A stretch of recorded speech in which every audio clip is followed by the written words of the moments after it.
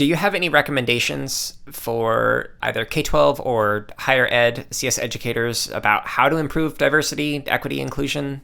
I would say, like I tell people all the time on Twitter, listen to Black women and believe them. We tend to be those canaries in the coal mine, and people always listen to us a little too late.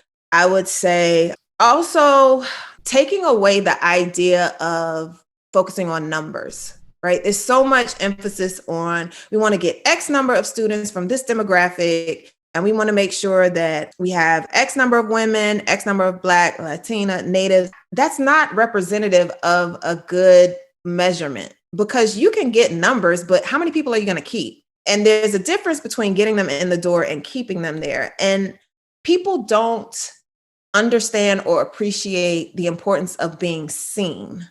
I say that all the time. Like, I want you to not just recognize that I'm here, but see my experiences and understand that I move in spaces differently than other people. I have to, like you said, with double consciousness, I operate always thinking about a white gaze, sometimes more than others, but I need you to understand that that's a reality for your students. And also recognizing that your students come with a lot of different experiences right now. COVID is showing that a lot of times, and it's heartbreaking to hear some of the stories, like the young kid who just got suspended for having a Nerf gun in his Zoom background and the teacher called the cops.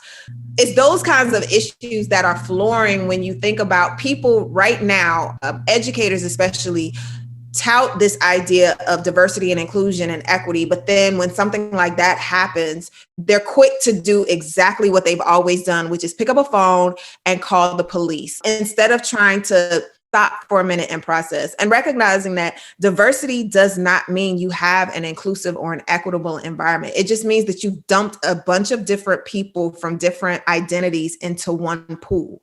It does not mean that it's an inclusive environment, that it's not a toxic environment, or that they came there from equitable situations or you made it equitable. Get away from diversity. I tell everyone, stop using that word. Just focus on creating inclusive and equitable environments. If you do that, the diversity will automatically come, because it's something like I heard before where, diversity is being invited to the party, but inclusion is being asked to dance and actually take up space. Until we do that, we're kind of just all chasing windmills. Yeah, I like that. And I think your points, especially about the questions that are being asked in terms of like the numbers that people focus on with the demographics. Like, so I myself identify as non-binary, and that is not in most demographics. Like, it's not even an option to check. It's either male or female. And sometimes there's an other option.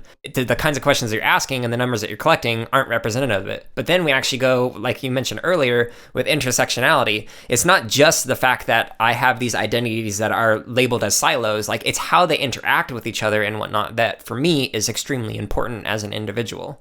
And I think it's really important, especially for K-12 educators, even more so, to start looking at some of these authors, some of these social scientists, humanities people who have written some amazing work around this space, right? And I use myself as an example because one of the earlier assessments that I was working on, I used under the gender category male, female, other. And I talk about that all the time because I say, when I look at it now, I cringe because it was something I didn't even think about, but I was moving in a space of privilege again, thinking about how someone who does not identify as male or female would feel by having to check other, and that othering that you create when you're trying to assess things or just engage with people. So you have to learn to be very intentional about every single piece and recognize that, again, we all move in spaces of privilege. When people ask me, what can I read even? I tell them, start with something like Sister Outsider by Audre Lorde. Audre Lorde,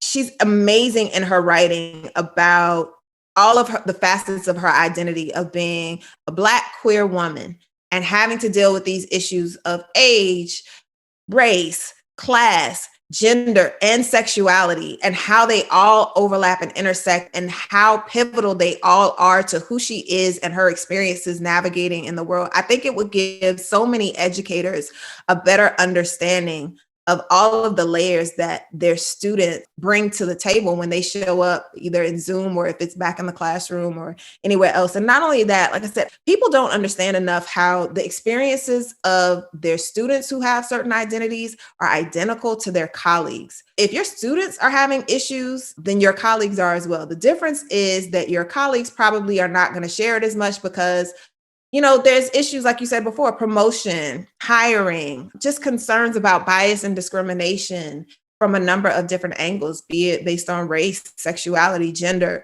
But being able to understand, put yourself in the perspective of someone else and understand fully, how would you want to be seen?